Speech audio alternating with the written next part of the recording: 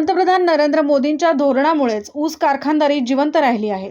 यापुढे दुष्काळाला इतिहास जमा केला जाणार असून पुराचे पाणी दुष्काळी भागाकडे वळवले जाणार आहे, अशी माहिती उपमुख्यमंत्री देवेंद्र फडणवीस यांनी दिली। सांगलीमध्ये भाजपाचे उमेदवार खासदार संजय काका पाटील यांच्या प्रचार सभेत फडणवीस हे बोलत होते। केवळ भाषण करून विकास होत नाही, काम करून जनतेचा विकास करावा लागतो, असा टोलाही देवेंद्र फडणवीस यांनी विरोधकांना लगावला। दरम्यान भाजपचे खासदार संजय काका पाटील यांनी आज सांगली लोकसभेसाठी आपला उमेदवारी अर्ज दाखल केला आहे। यावेळी उपमुख्यमंत्री अजित पवार, सांगलीचे पालकमंत्री सुरेश खाडे, माजी मंत्री विनय कोरे, माजी मंत्री सदाभाऊ खोत, आमदार सुधीर दादा गाडगीळ यांच्यासहित महायुतीमधील सर्व घटक पक्षाचे नेते कार्यकर्ते उपस्थित होते। शेतकऱ्यांना पण FRP मिळाली आणि कारखाने पण जिवंत राहिले, असं सांगून देवेंद्र फडणवीस पुढे म्हणाले, दुष्काळ इतिहास जमा केला जाणार आहे। पुराचं पाणी वळवून दुष्काळी भागाला पाणी देण्यात येणार असून या प्रकल्पाला जागतिक बँकेने तत्वतः मान्यता दिली आहे। लोकसभेची निवडणूक ही गल्लीची निवडणूक नाही, दिल्लीची निवडणूक आहे। त्यामुळे देशाच्या हिताच्या आणि विकासाच्या मुद्द्यांच्या वर मतदारांनी भाजपला मतदान करावे, असे आवाहन फडणवीस यांनी यावेळी केलं।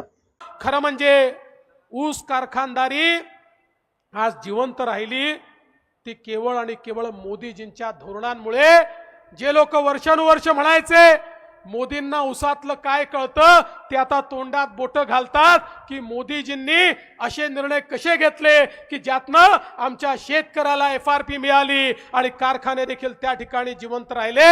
बंधू भगिनींनो, मोदीजींनी अनेक निर्णय या ठिकाणी केले आणि आमचं स्वप्न आहे सांगली असेल, सातारा असेल, सोलापूर असेल, या भागामध्ये आम्ही इतके वेगवेगळे प्रकल्प हातामध्ये घेतो की या तिन्ही जिल्ह्यातला जो दुष्काळी भाग आहे हा दुष्काळ इतिहास ठरवून प्रत्येक शेतकऱ्याला पाणी मिळालं पाहिजे, या दृष्टीने या ठिकाणी काम चाललेलं आहे। हजारो कोटी रुपये हे दिलेले आहेत आणि यापुढे देखील आम्ही देणार आहोत।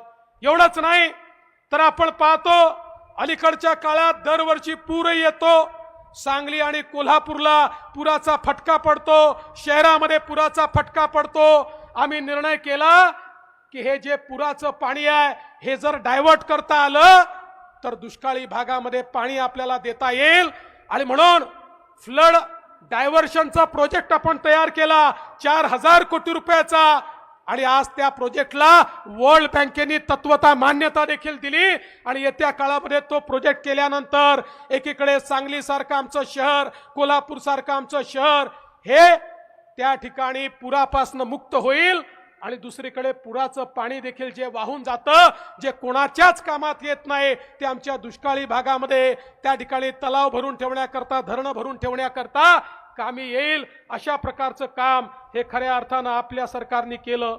अरे गल्लीची निवडणूक नाही आहे, दिल्लीची निवडणूक आहे। गल्लीचे भाषण बंद करा आणि दिल्लीकडे एकदा बघा। अरे दिल्लीवरनं या ठिकाणी सांगलीपर्यंत जो विकास येतोय तो विकास आणण्याची ताकद ही केवळ मोदीजींमध्ये आहे आणि मोदीजींचा प्रतिनिधी म्हणून केवळ संजय काकामध्ये आहे, इतर कोणामध्ये ही ताकद नाही आहे। भाषणांनी विकास होत नाही, विकास करून दाखवावा लागतो आणि त्याच्याकरता मोदीजी लागतात।